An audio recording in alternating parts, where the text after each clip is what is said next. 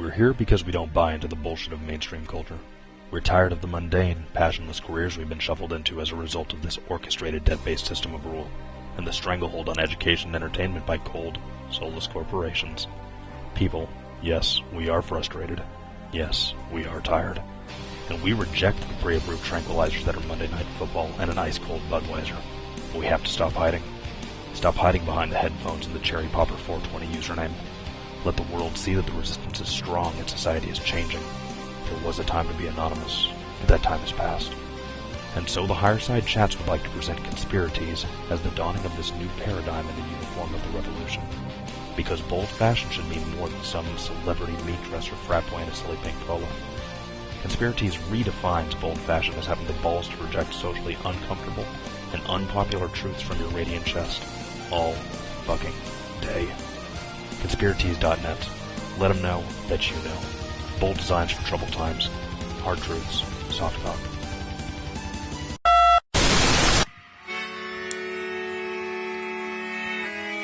In the 1930s, President Franklin Delano Roosevelt addressed the nation through a series of radio broadcasts known as the Fireside Chats. His aim was to reassure the common man that our society would recover from its troubled times. But we're far from 1930, and I deal with a different kind of fire. For a new era of worldly frustration, we offer a fresh conversation. I'm Greg Carlwood, and these are the Higherside Chats. How's it going, Higherside Chatters from sunny San Diego, drinking a little drink, smoking a little smoke. I'm Greg Carlwood, and today is going to be a damn good show because we're going deep, deep, deep into conspiracy land to discuss some of the most far-out-sounding conspiracy staples out there involving time travel, dimensional shifts, and an intergalactic DNA bank. But we're definitely going to get weird today, and that's the way I like it. Today's guest is one of the most qualified people on the circuit to be talking about secret government programs such as the Philadelphia Experiment, the Montauk Project, and the cover-up of a secret chamber beneath the Romanian Sphinx. His name is Peter Moon, publisher and author of many books, but probably best known for a trilogy disclosing the details of the legendary secret government program known as the Montauk Project, co-authored by the original Montauk Project whistleblower Preston Nichols, as well as a more recent series revealing information about the strange contents of a secret chamber underground in Romania, which he co-authored with Radu Cinemar, who is a member of the Romanian Intelligence Services Occult Department, and again, an original source for a fascinating story. I'm for sure super excited, so let's get to it. Peter, my man, how's it going? I'm good, thanks. It's nice to be here.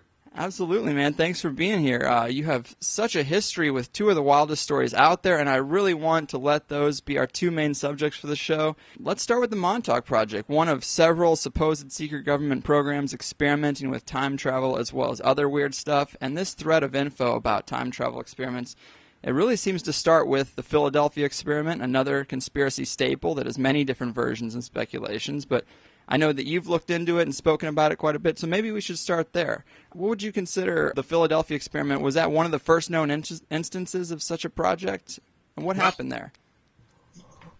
Whether or not it's the first, it's hard to say it's the first, but it's certainly one of the most spectacular. You know, like if a patient had a stroke, did he have many strokes before that? Or many strokes? But this was like a major gyration of the Earth, and it's very important that it occurred, according to the lore, in August of 1943, because there is a biorhythm which coincides with the so-called birthday of Isis, when the star Sirius is most direct.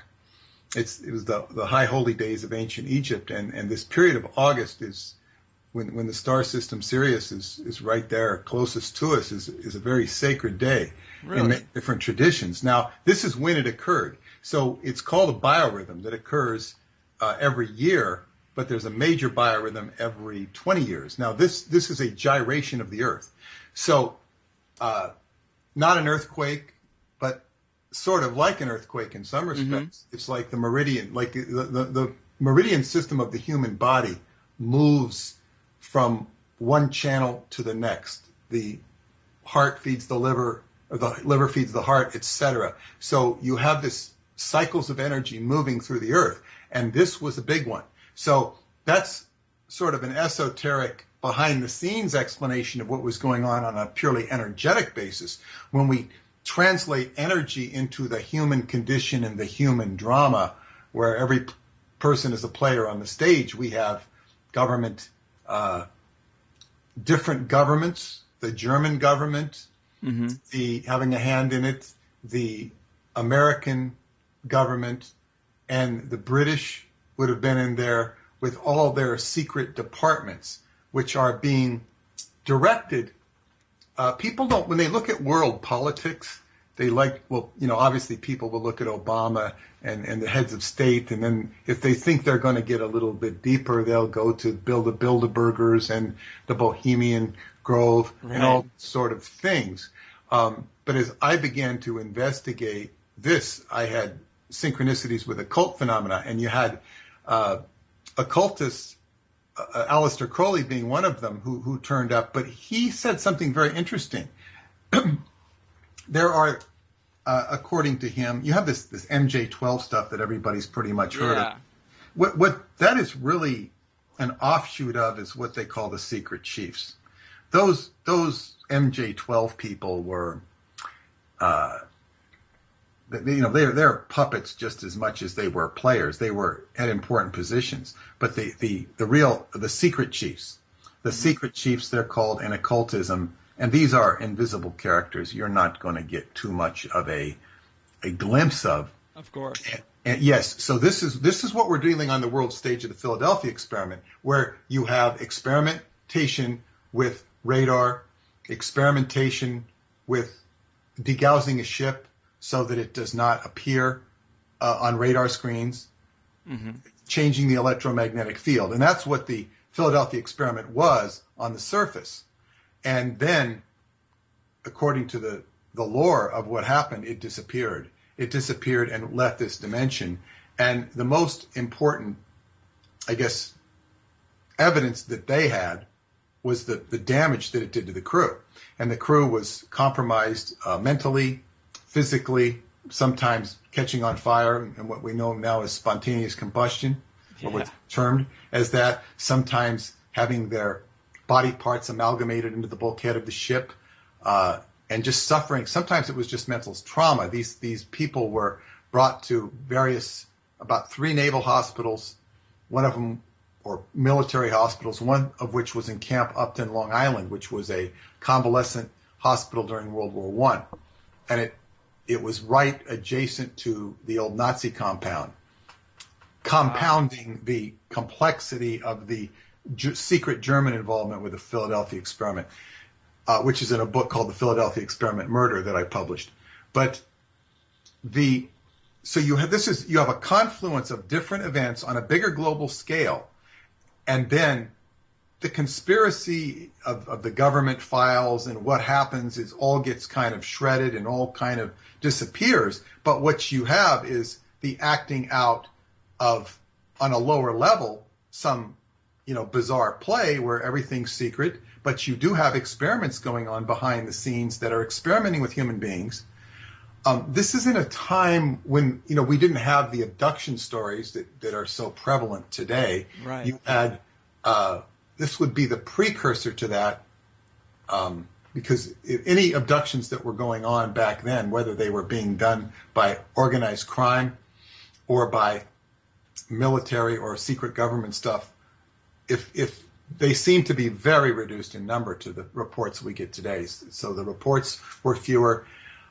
It would seem that there was relatively little going on compared to today. So you have this going on, not so much in 43, but you have a study of these people who went into other dimensions and suffered greatly. And this becomes a great human factor study, which takes place after the war in combination with the data that they studied from Joseph Mengele, who did all sorts of horrible experiments on human beings, including little people, sometimes known as dwarves or midgets, doing experiments on twins, the psychic energy of twins, and all of this evolved into the human factor study at the old Camp Upton Convalescent Hospital, which turned into Brookhaven National Laboratory. It was the top security site in the East Coast, if not the nation. It was the headquarters of where atomic energy was being studied. It was owned by Associated Universities, which was a quasi-government group, not actually a government group. So it was a very interesting confluence of events, and out of this human factor study at Brookhaven begat the Montauk Project. But that early human factor study was engineered by John von Neumann, and he was the engineer of the Philadelphia experiment, who was also applying his studies of the human mind, well, of what you call electronics and computing to the human mind. He invented the first modern computer. And that was being used to study the human mind and get inputs and outputs on a computer. Right on. This type of experimentation has been verified. In fact, it's rather mundane. You'll even see certain aspects of it on the PBS sometimes, where you'll see flight simulation and even stealth craft pilots where they can actually move the ship by thinking. Manipulation. So this was the early parts of the studies, and as it went forward, they established a control of the human mind through electronics, and this scared the Congress, which outlawed it. You're not going to see this in the congressional record, of course, but it then went underground and ended up at Montauk Point, New York, in or about 1972, where it really started going. And Montauk Point, New York, had an old Air Force station, Camp Hero, it's called. Its military history goes back to World War I as Camp Wyckoff, but Camp Hero has had a lot of strange things associated with it forever and a day. It's a strange place, and it's not necessarily a safe place, but it's now a state park where you can go out and visit it. You couldn't when we began investigating it. We turned the apple cart upside down here when we actually had a trial in the town of East Hampton. It was not me, but Preston Nichols, Duncan Cameron, and another man, Mark, who got involved in a trial because they were ticketed on this ground, and they'd chase you off virulently. In other words, vehemently, even violently, they would chase you off of that ground. Why? It was a state park, but they were using it for something. So there was a trial, which Preston Nichols was serving as his own defense attorney, and he actually won. It was pretty funny. Really? I have a transcript of the trial somewhere. Yes, because the judge actually said to the radar operator, or that he was a radar operator, actually he was park police. You know, he said, why can't these people go? This is a state park. You're supposed to have 1/3 of it dedicated, at least 2/3 of it dedicated to the people. They had confiscated much more. Why can't people go on there? He says, I walk my dog there. So the judge actually ruled justly, which is sometimes novel in our culture, but he ruled justly. And it caused a precedent where Bernadette Castro, who was at that time the Parks Commissioner, actually purchased a copy of one of the videos that Preston Nichols sold through Sky Books. And I actually sent her a tape.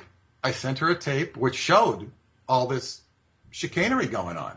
And she got Superfund money to allegedly clean up the camp. I'm not saying there was nothing wrong with what she did, but they had this very strange company, the Parsons Corporation, come out from their headquarters were in Pasadena. They came out and did a whole cleanup study of munitions and whatnot with the Army Corps of Engineers, and that was a whole fiasco. They tried to hide a public meeting, which I was able to attend, and this Army guy was lying his pants off. But anyway, it was, so anybody can go out there now. Right on. So this is, and of course, they were doing experiments with the mind. Eventually, they were manifesting objects, according to the stories, manifesting objects. Because if you can affect thoughts, like there are reports of them changing the mood of people, animals. We've got some video that shows strange animal behavior out there. I even saw an abducted deer, or not an abducted, what do they call it, mutilated deer out there, which was a classic mutilation of a deer that looked like it had been dumped from outer space. Or no, not, I shouldn't say outer space, I should say, from 100 yards, a mile up, it just went splat on the ground. They were doing strange things with, parts taken out of it. I've heard some really bold claims. I mean, when our government has so much secrecy, it really does leave the door open for some of these things that could be possible. What happened with the Montauk chair? Because that's kind of what this conspiracy kind of surrounds, is this Montauk chair. Did it come from a crashed UFO? No, the Montauk chair is the information we have about it is somewhat abstract, particularly the procuring of it. Like I knew the man who claimed to have procured it, and how he came into my life was very bizarre. But there's tangential ties to that he worked. He used to operate a portfolio. His name was George Dixon. He's passed away last summer. I wouldn't even mention it. And he never wanted this broadcast publicly, but I met him. And when Duncan and Preston heard the story about that I told them about it, they were shocked. Not because they hadn't heard of it, but that he'd ever told anybody. He was always very secret. It was just between the three of them. And he told me because I was putting the book together, and he wanted me to know it.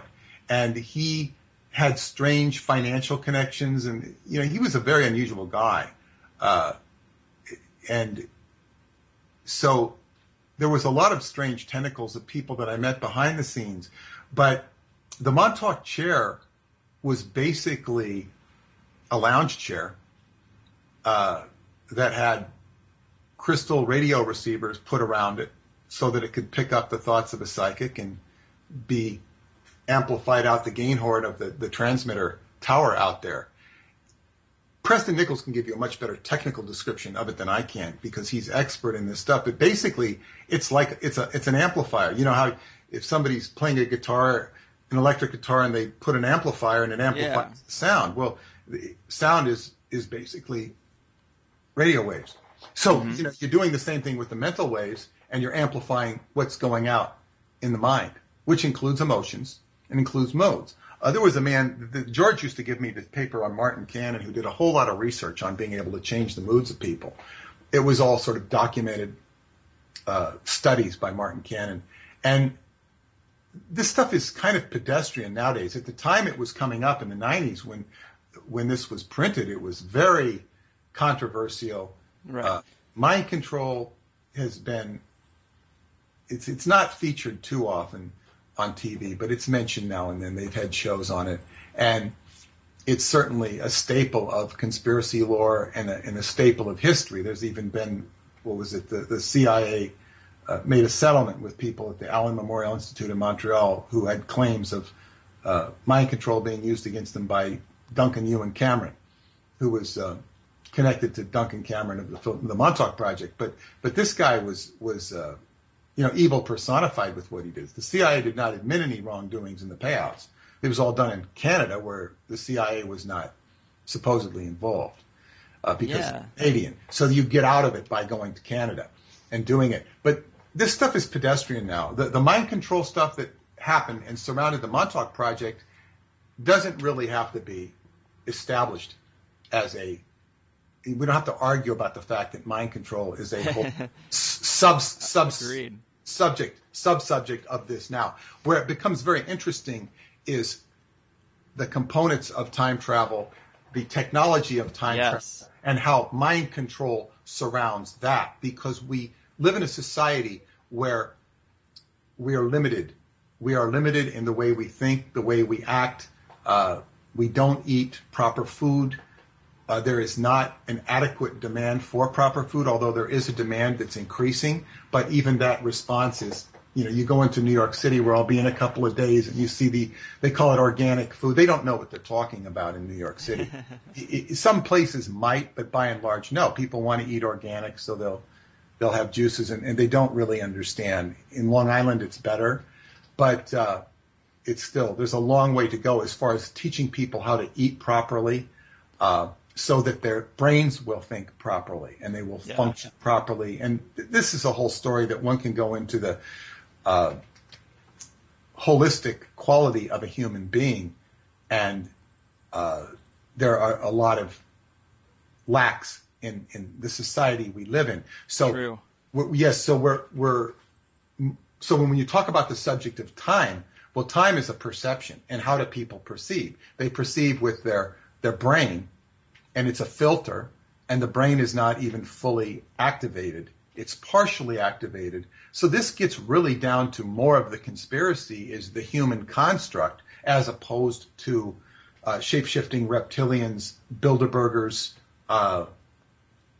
international bankers, and this sort of thing. And they don't help the problem, but the real conspiracy, and this is what I started off into as a young person, was the conspiracy of your own circumstance, of your own awareness. This is the key focal point, because conspiracy focuses too much on, look what they're doing, look at the power of the dollar bill and the eye in the triangle in the dollar bill, and this stuff that is really silly and has been over marketed on That's the prison.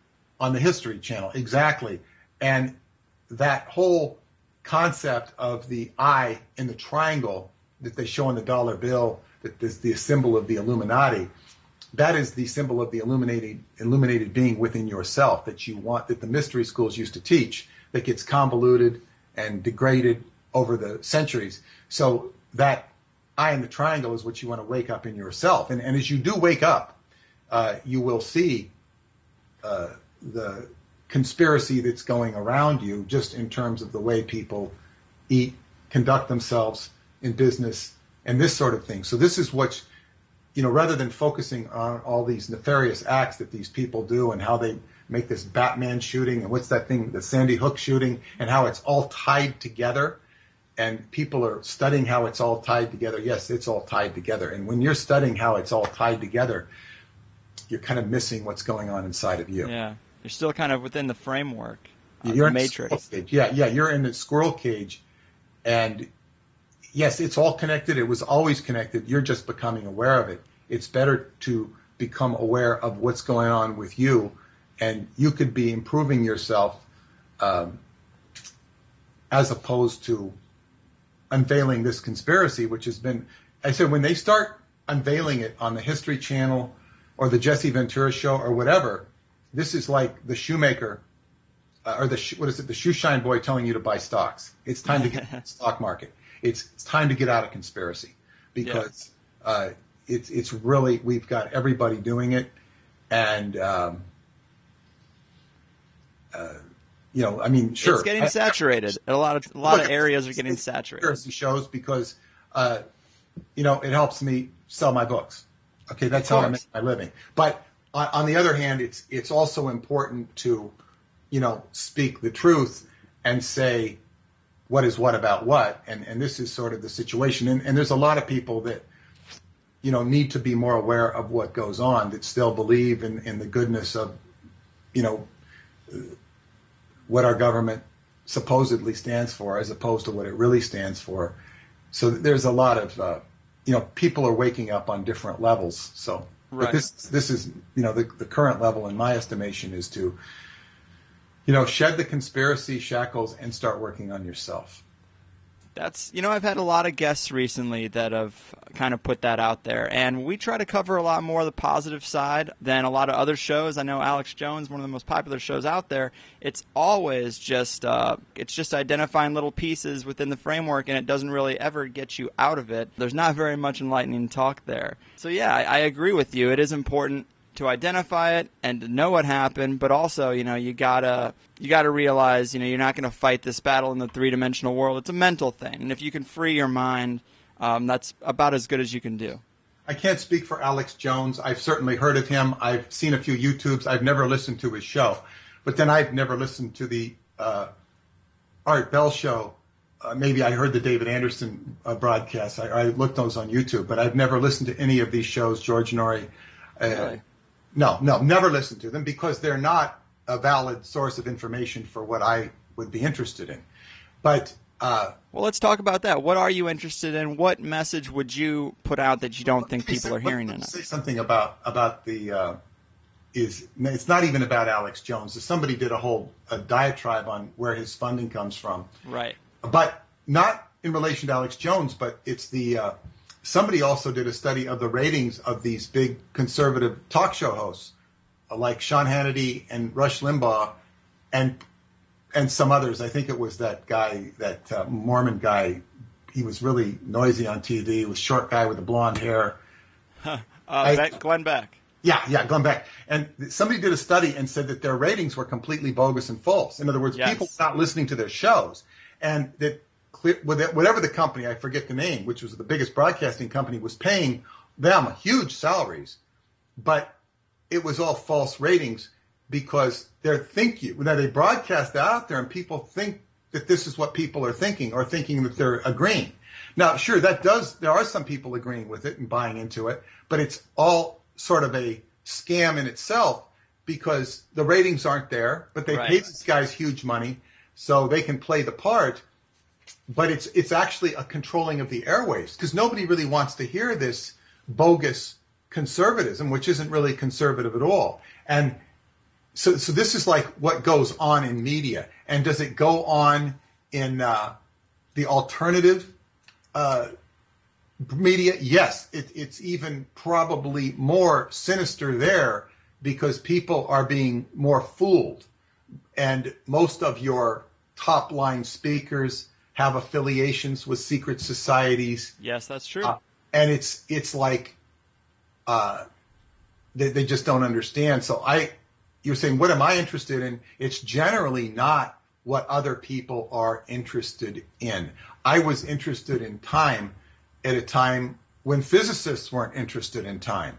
They were interested in holding their status quo with a few tiny exceptions.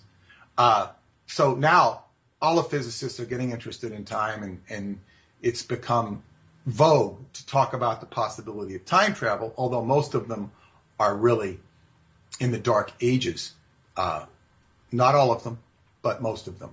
So this is like, what am I interested in? What human beings are interested in.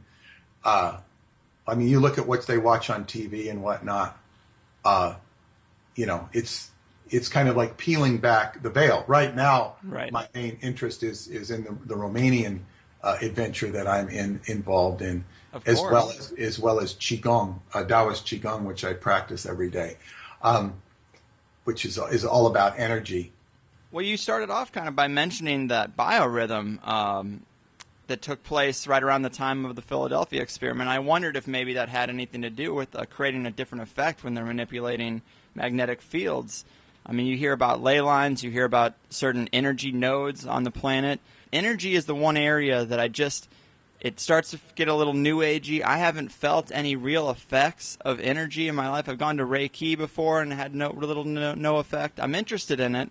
How could someone who's a bit of a skeptic actually feel a noticeable energy change? Is there a way just to verify? Yes, I can tell you right now. Nice. I can tell you if you were to take your hand and you were to press at the bottom of each finger, where the finger meets the part of the hand.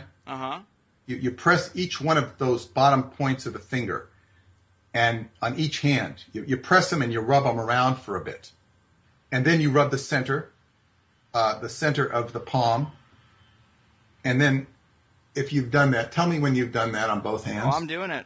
Okay, now you take your fingernails and you rub the fingernails together like you were like they were sandpaper. Like you were rubbing sandpaper against. You were like filing your nails, each one. You're rubbing all your fingernails together in the thumbs. You understand what I'm saying? Yeah, I'm doing it. And the audience can do this, and you do this for a while. Now, when you do this and you keep doing it, I'm going to have you open up your hands, and you're going to feel an imaginary ball, which will be about the size of a Nerf ball. If you just open it up now, open up the hand. You feel the energy between your hands? I do. I definitely do feel like a little tingle there, yeah. Yeah, you'll feel an energy. That's a chi ball. Chi is life force energy. Now, you can take this and you just feel that energy. You can send that to any part of your body. I once did this for an audience in Germany, and the woman had a hip plane, her whole for a, what do you call it, acute hip pain, and she did this exercise. I said, send it to her body, and she was so happy. She was healed. She came up and gave me all these massage tools that she used in her profession. These, wow. about $60 worth of massage tools as a gift for me because she was so, I said, wow, this handled a long duration affliction that she'd had. Now, where I could show you more proof, and I wouldn't brag about my own abilities simply because I haven't tried it, but there is something called a Kangen water system that can cost up to $10,000 that increases the pH of the water. And of course, pH is very good for to have high pH in your water because it will alkalize your body, and diseases only happen when your body. I've heard that there's a cancer cure that revolves around that. Oh yeah, totally. So anyway, there was a big martial arts, seminar going down in North Carolina, and my teacher was down there, and this guy who was leading the seminar had a Kangen water system and was showing how the pH could balance. My teacher went over there using this type of energy, there's much more. That's just like an initial introduction to a Chi ball. But he goes over there, puts his hands around the water, and it had a higher pH than the Kangen water system. That's physical Chi energy from a Chi Gong grandmaster. Yeah, I've seen some monks do some crazy things. Bruce Lee was all about the Chi energy, and he had powers that seemed to transcend, what's normal. His strength seemed to be ridiculously powerful, and I've seen plenty of examples of it.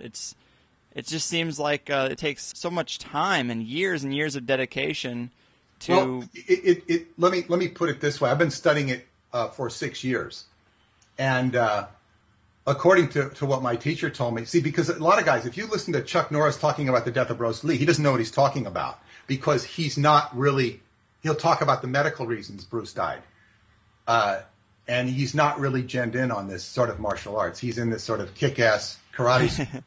Yeah, learned in Korea, and there's a lot of mystery surrounding Bruce Lee's death. A lot of conspiracy. I'm just telling you what my teacher told me. Sure. Basically, Bruce Lee was a great athlete, great martial artist, but he was at odds with the Chinese. They didn't want him to teach this. Of course, I heard this story, but he was also very cocky and disrespectful at times. He preached the Tao, and it was very close to his heart. And he was disrespectful. And from the story I heard, which is like inside martial arts, he disrespected one of these masters. And when I say disrespected him, probably tweaked him physically. I don't know what happened. But one of his students was not very happy and hit Bruce Lee in the back of the head and actually hit him. Now, this hit was not something that, paralyzed Bruce Lee. It was a Chi blow. Chi can be used to kill. It can be used, it's all about intent. Mm-hmm. And this was a reaction. I don't know exactly what happened, but that Chi knocking into Bruce Lee's head is what precipitated the whole medical situation. In other words, he was dead from Chi. And his Chi, you don't die like that if your Chi is working. It's even with the synchronicity of the moment. He bit off more than he could chew. Gotcha. He's also got a curse against him, his family supposedly. But anyway, this Chi blow, he was told what to do and to come back and get it healed, and he did not come. He did not pay attention. He did not. So as great as he was, as brilliant as he was, we all have our weak points. He was prideful. Yeah, prideful, and he was good. He would not teach pride, but I mean the guy was good. When you're that good, it's not hard. It's right. Especially if you're a showman and an actor. Yeah, you're among the masses who have no clue. You're basically showing off. That's true. And he was a great, he was basically a great human being from everything I've heard about him. But as they say, when you get into some of these loftier areas of what you're doing, that's the story I know. I wasn't there. But when I do see his wife talking about it or this or that or the other thing, there's some blank spots there that certain things they don't understand because they don't even talk in terms of Chi energy or really understanding what it is. It's very powerful. And of course, in the hands of a master, it's life-giving It's and that's really the point of it, is to teach people life. But it's so outside of the box of the way people think that some. I saw a jiu-jitsu master last night kind of really having some ontological shock about being shown certain things that just seemed so stupid to him. But not that he was saying they were stupid, but it's like, he knows these moves that are like conventional karate type moves, and they just aren't going to work against certain principles of nature. So it's like, and there was even a story that's true of one guy getting thrown by a woman in our class, and he checked into Bellevue. He had ontological shock. He thought he went in the rubber room. He couldn't deal with it because some woman could outmaneuver him, and he was like a nth degree black belt or whatever. Damn. So that this is like, it's energy, and it's people have fixed ideas. So if you have people that are like well schooled in whether it's karate or something more mundane like university education, they're very entrained to think in a certain way. All Chinese martial arts is trained in the wrong. I'm telling you, it's trained in the wrong way because I was taught by somebody who teaches it the right way, and he can demonstrate why they do it the wrong way. I also sometimes wonder about just the placebo effect in general, in that if people have doubts, if they've been taught that there's nothing to energy, they aren't going to feel those effects because their mind is telling them there's nothing there. Kind of like the same goes with crystals. Some people put a lot of faith in crystals and their properties, and maybe it's maybe they're manifesting that because they have such faith in it. Sometimes I wonder about that. With crystals, what you have to understand with crystals is that's how radios work.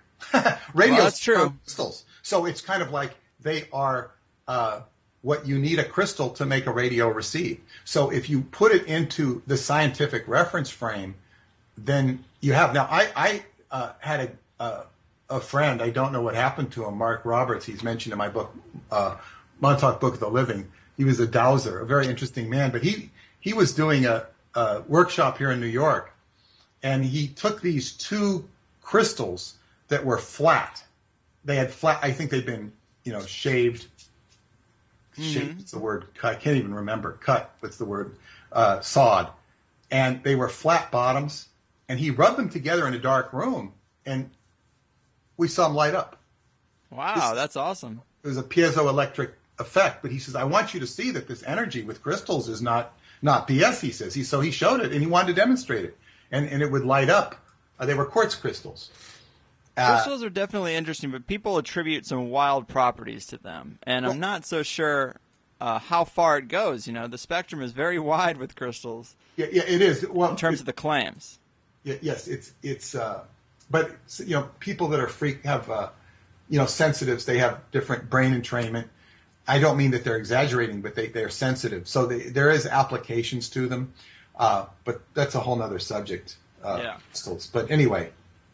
Well, I do want to jump over to your other claim to fame, man, the other great chunk of conspiracy goodness. I mean, that's the stuff that's going on in Romania, the story of the Hall of Records. As I understand it, because of your work in describing the Montauk Project and time travel, you were approached by this David Anderson guy who was impressed enough to bring you to Romania, where you met this Radu Cinemar guy, and he told you about the secret chamber. Are those kind of the cliff notes? You want to tell people a little bit more of that story? It's not exactly accurate because, David is a very interesting character who I've known for some 14 years now, and he is a time control scientist who was very impressed with the Montauk Project. In fact, he made a point of it, and when he read my last newsletter, I do have a newsletter, the Montauk Pulse, which is published once every quarter. You can get it from Skybooks. At skybooks.usa.com, you can sign up for the newsletter. It's quarterly. It's about $20 a year. There's 4 issues. And I do updates on this stuff. The next one will be on my adventures to Romania, which we'll probably be touching on here in a few minutes. But David is a time control scientist, and he gave an incredible lecture on Coast to Coast, not lecture, a discussion on Coast to Coast about the capabilities of what he's up to now. Of course, I've kind of followed him with this for 14 years, and he can slow things down in time, speed them up in time. I saw a video at this at Montauk with about 20 other people. We witnessed a video of this. He's not been able to. Yeah, he's not been able to release that or a similar video due to what he calls bureaucratic issues, red tape, he called it. Oh, man. He's hoping to do. fact, I thought he would have done it by now from what he said, but release courses in time, online courses on time, studying time. Now, I don't have any idea what these courses are going to be, but he's supposed to be doing courses, online courses for people interested in time on, I guess it would be on his website at the Anderson Institute. But he was interested in time. He was helping to fund a camp called Atlanticron in Romania that would meet every summer. And it was artists, writers, and scientists who would meet their minds, and some really incredible things come out of there. But it's basically a camp for youth, Romanian youth, 16 to 30. They have science fiction discussions there. They have art workshops. They have scientific discussions. There's a man who brought neurology to Romania, the science of neurology. I see him every year. I'm friends with him and his wife. The Complexity Studies Center, Florin Montanu, who's like one of the most incredible professors in Romania. These people have become my friends, but and many of them have met David. I got to meet the Dimitri, the cosmonaut. He's the only Romanian ever to go in space. Romania's cosmonaut to go in space. So he's now a friend of mine. And there's incredible people there. He recently just started showing up at Atlanticron. So you have an incredible amount of some of the best minds in the world flow through that camp. And of course, they're teaching young people. I teach Chi Gong there, and I lecture on sort of the stuff I'm with more of a tilt towards sacred Romania, but I lecture on all these type of things. And David Anderson brought me there. He was there the first 2 summers, and although he keeps tabs on me while I'm there, he has not been present for the last 4 summers at Romania. But he emails me now and then while I'm there. Even in real life, he does. But he's not. We're waiting for something to come from his quarter. The next thing I expect to hear is these online courses. But he's a real time control scientist. And when he did the interview with Art Bell, he did say, Art asked him if they were putting people in the chamber, and he says yes. And he said it was very close to before sending people back in time, so to speak. Now, He also will tell you in the same paragraph that what you're told is, the government or the secret sector is 15, 20 years ahead of you. Preston Nichols would say 30 years ahead of you. What you don't hear. Like the little tiny computers that we have today. Mm-hmm. I remember a guy connected with Bell Labs telling me that they had those in the 1980s. He was telling me, he says, yeah, it's all in a little box. So these discoveries are made way ahead of time, and then they're filtered out into the military-industrial complex. Mm-hmm. Who's going to sell them? Is it going to be, Sony? Is it going to be Samsung? Is it going to be, right, whatever company? So these are, the way the world really is, as opposed to the way it appears to be. But so David Anderson brought me to Romania, and he didn't. I did not meet Radu Cinnabar in person. I have had a correspondence with him. He approached a publisher who published the Montauk Project, my publisher in Romania, who published it in the Romanian language. He approached him and says, would you like to do my book? He did. And that is how that book got published in Romania. And then I translated it? I had the books translated into English and published in the English language. Transylvania Sunrise, Transylvania Moonrise, Mystery of Egypt, and the new one, Secret Parchment. So those books, the whole series, everything that he's written is now in the English language. And it's a story that I also add to, because each year I've gone to Romania and I add my 2 cents about, the veracity of his claims to the degree that I can back them up. Yeah, let's talk about the content of those claims. Pretty fascinating stuff. Well, the claims are that in the mountains of Bucegi, it's spelled Bucegi, we'd say Bucegi, but they say Bucegi, and that's in sort of on the border. Transylvania is a big plateau with the Carpathian Mountains, and that go around it. And on where the mountains meet, going north and south and east and west, approximately in that area, is less than 50 miles as the crow flies, is where, Count Dracula had the castle? His fortress. He did not have a castle. And the castle they have there is bogus. It's not his castle. It's just a tourist place with negative energy. Don't go there. It's not. He had a fortress in the mountains. You can go there, but it's a hard road. It's more obscure. But he had a fortress, and that was from people crossing the mountains into Transylvania. The southern part of Romania is Wallachia, with a W, spelled with a W, Wallachia. He was the Prince of Wallachia. He was not the Prince of Transylvania. He did not come from Transylvania. He was born there when his father was incarcerated by the Hungarians.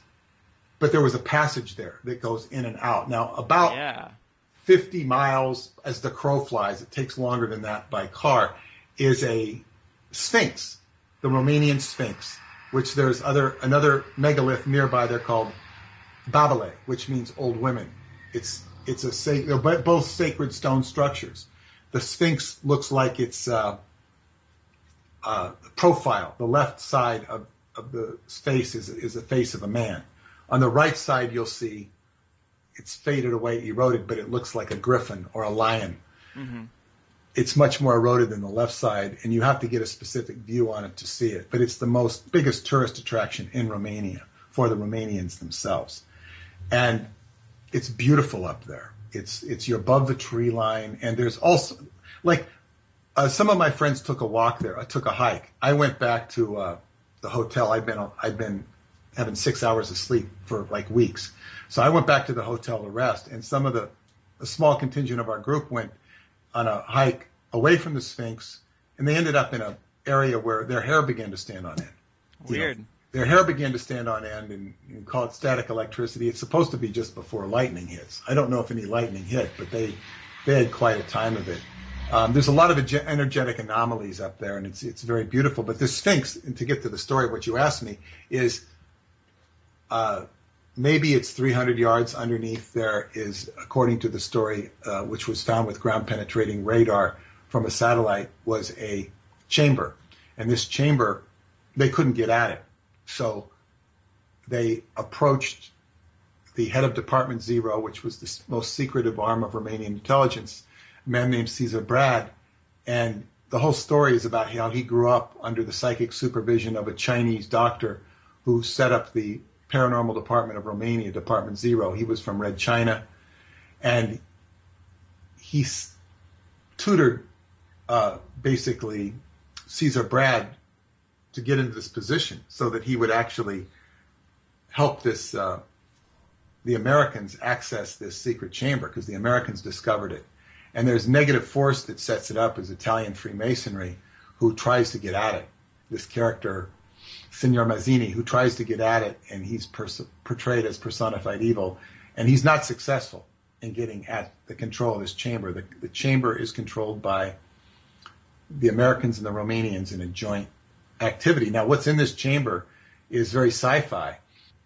There's tables in there, which if you put your hand over a part of the table, it'll read out your DNA in molecular form. If you put it closer, it's in atomic form. And if you put your hand on another part of a table, it will show an alien DNA. And it will show it in microscopic or atomic form. It will also show the star system it came from. And this is all holography. So you'll see the star system, you'll see the planet, and it'll tell you that it came from there. Apparently not, I don't know if it's in the Romanian language or the English language. I don't think language is involved. I think it's graphically portrayed. Mm-hmm. And if you put them over at the same time, it'll read out a hybridization of those two species. Now, this is mind-blowing stuff. It's mind-blowing, but it takes the myth of Noah's Ark, and it says, well, what's really going on? Noah's Ark is a watered-down story of something like this. And this is supposed to be 50,000 years old. To their best educated guess, this place is 50,000 years old. Man, I would think it would be much older. That's kind of crazy. Well, that's their educated guess. They don't really know. Yeah, who is there any indication of who built that or how it came to be there?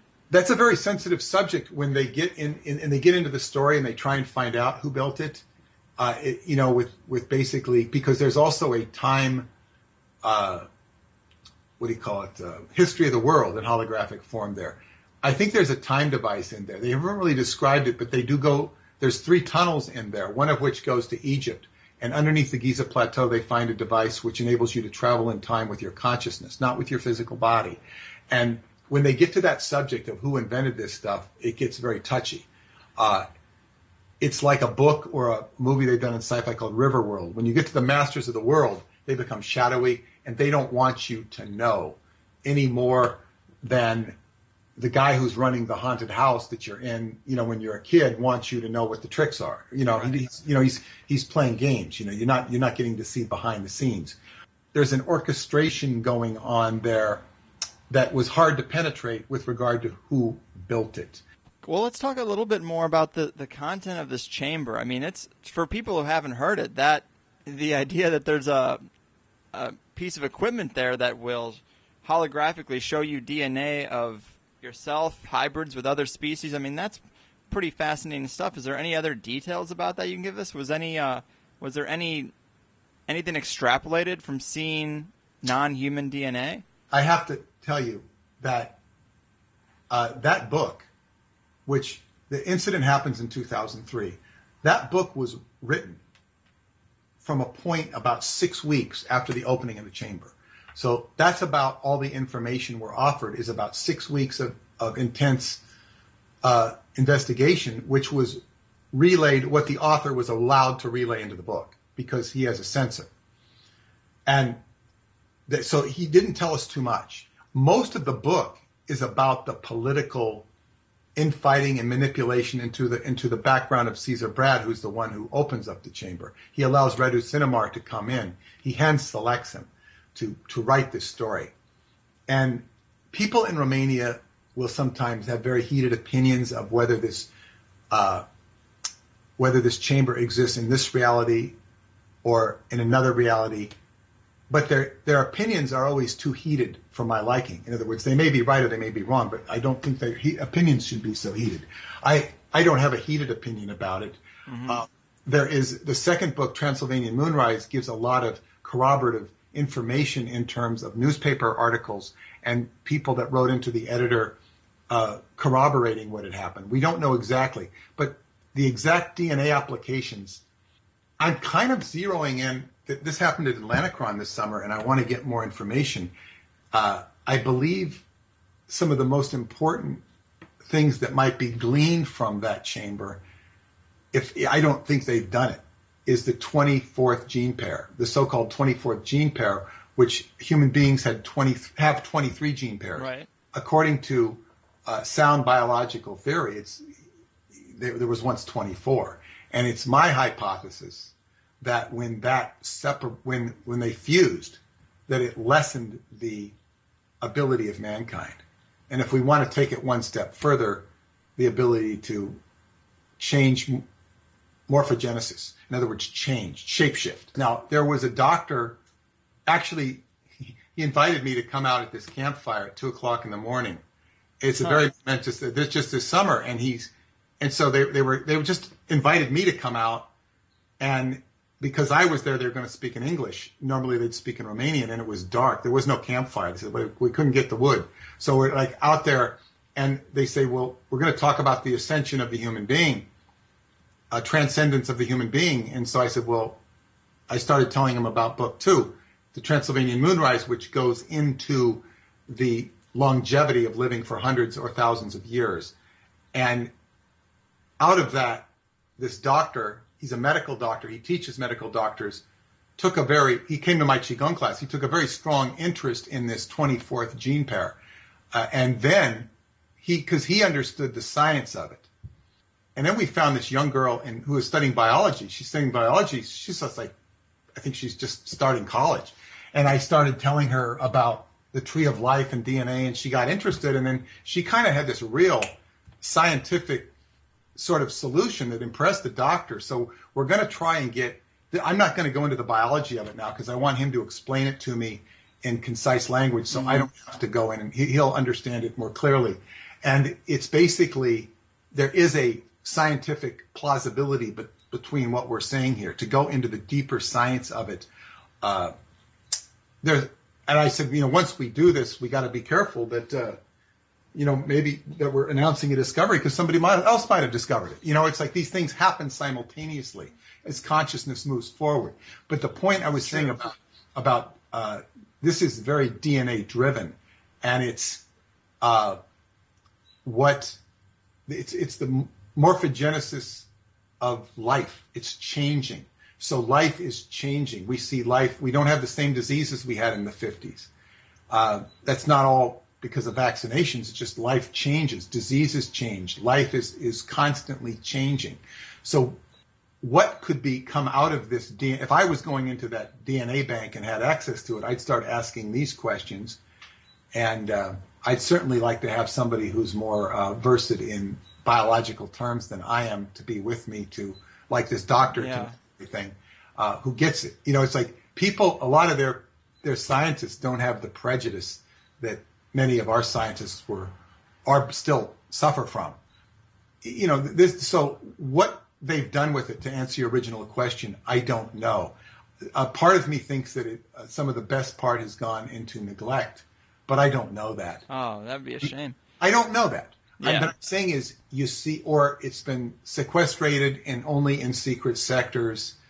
This is the infinite potential of life itself and the human mind. Mm-hmm. So even the idea of this concept is something that we look forward to, just as when they did the rocket to the moon.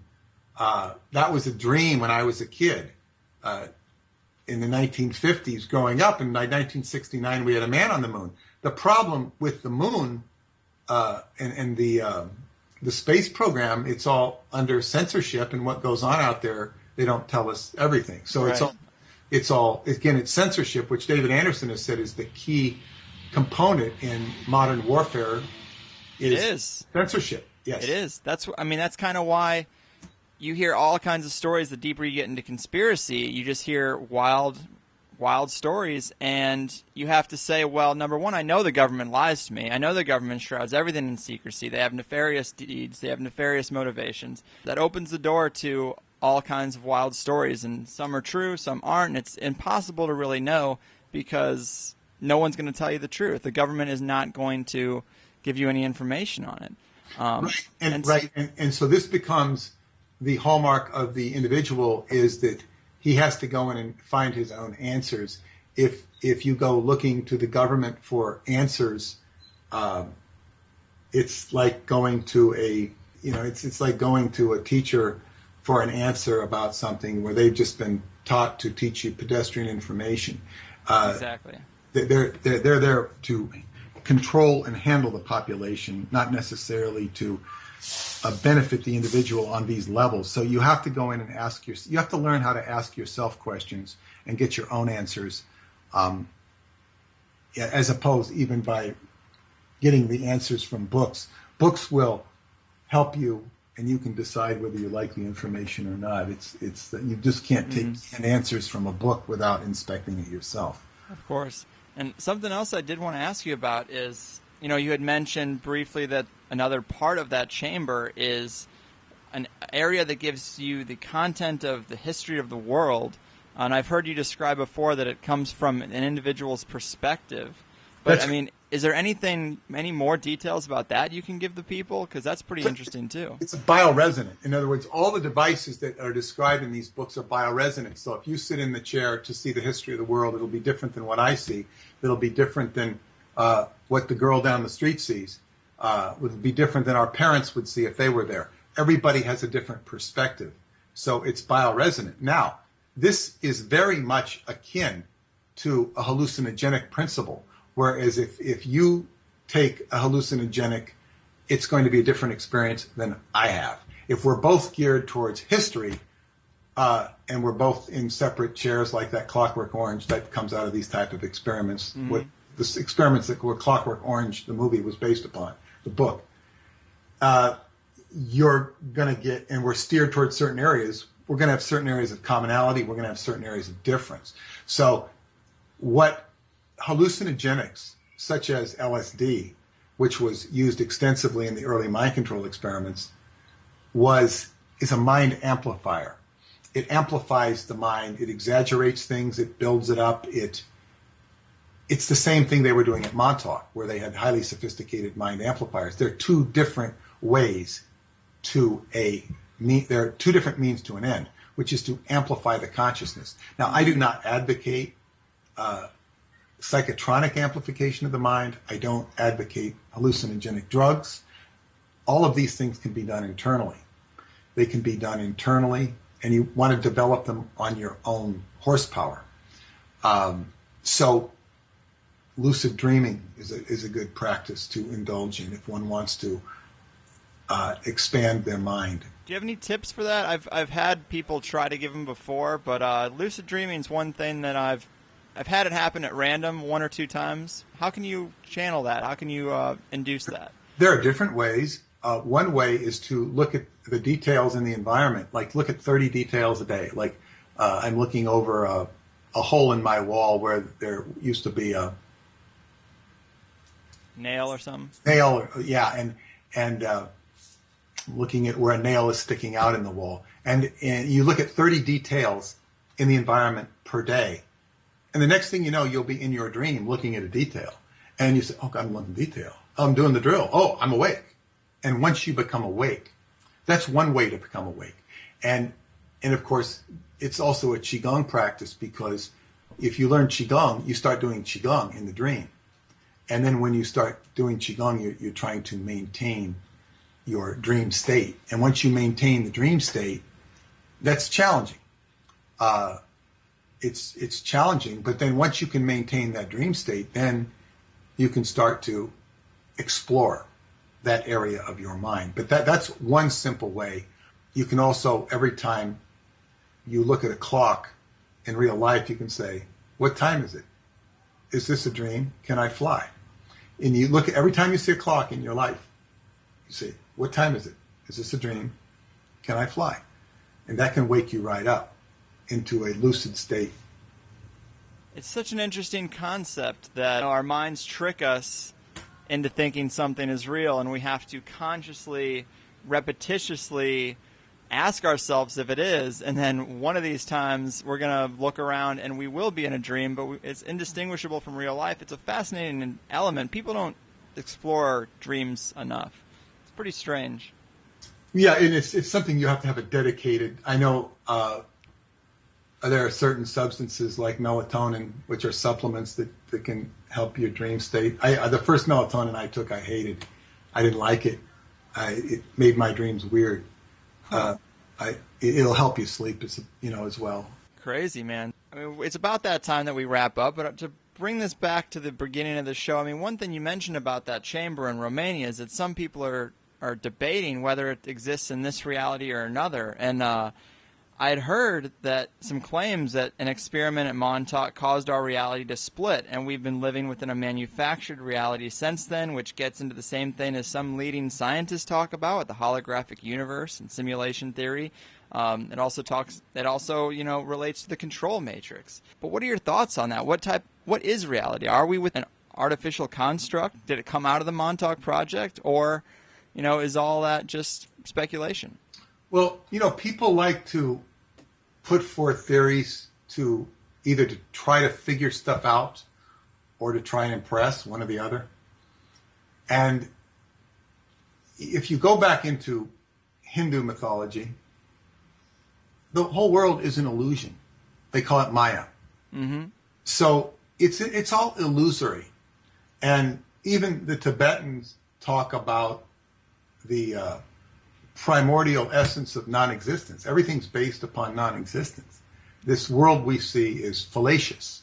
Mm-hmm. So to say that Montauk is the creation of an artificial reality, well, certainly it was creating an artificial reality, a superimposed reality. From within one. But yes, we're all participants in a virtual reality. But the only reason reality is important is because we have to answer to it.